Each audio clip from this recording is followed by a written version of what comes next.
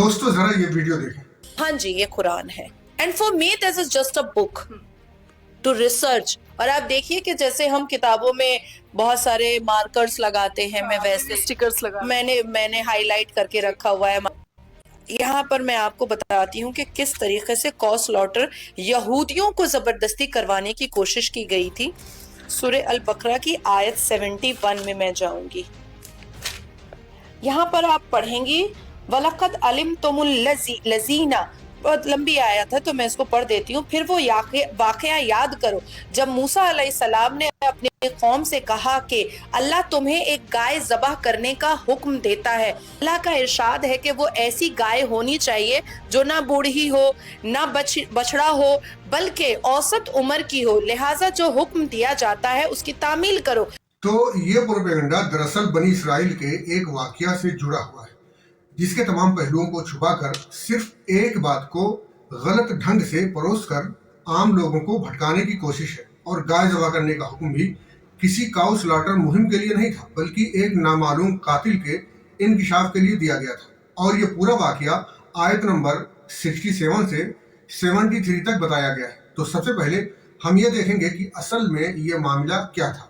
आयत नंबर 72 में अल्लाह ने फरमाया वइज़ क़तलतुम नफ्सन फद्दारातुम फ़ीहा वल्लाहु मुख़रिजुम मा कुंतुम तक्तुमून, जब तुमने एक शख्स को कत्ल कर डाला तो तुम उसमें इख्तिलाफ करने लगे और अल्लाह तुम्हारे पोशीदा राज को जाहिर करने वाला था। तो ये है वो असल वाकया। यहूदियों में एक शख्स कत्ल कर दिया गया था, मगर कातिल कौन था किसी को मालूम नहीं था। हर कबीला एक दूसरे पर उस कत्ल का इल्ज़ाम लगा रहा था और सब आपस में झगड़ रहे थे। तब अल्लाह ने हज़रत मूसा अलैहिस्सलाम के जरिए हुक्म दिया कि एक गाय ज़बह करो। और अजीब बात तो यह है दोस्तों कि इसने आयत नंबर 71 का हवाला तो दिया, मगर शुरू के अल्फाज क्या पढ़ी, वलक़द अलिमतुमुल लज़ीना, जो कि दरअसल आयत नंबर 65 के अल्फाज हैं।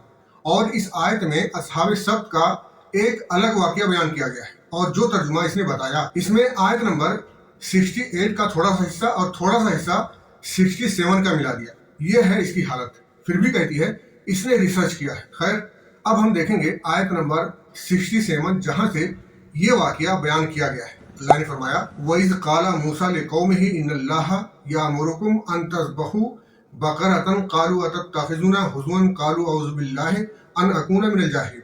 और मूसा अलैहिस्सलाम ने जब अपनी कौम से कहा कि अल्लाह तुम्हें एक गाय ज़बह करने का हुक्म देता है, तो उन्होंने कहा हमसे मजाक क्यों करते हो।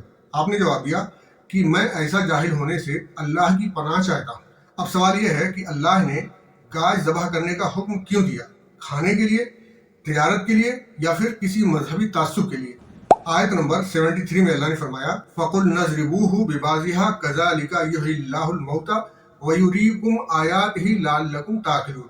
फिर हमने कहा कि उस मक़तूल को उस गाय के एक टुकड़े से मारो, इसी तरह अल्लाह मुर्दों को जिंदा करता है और तुम्हें अपनी निशानियां दिखाता है ताकि तुम समझो।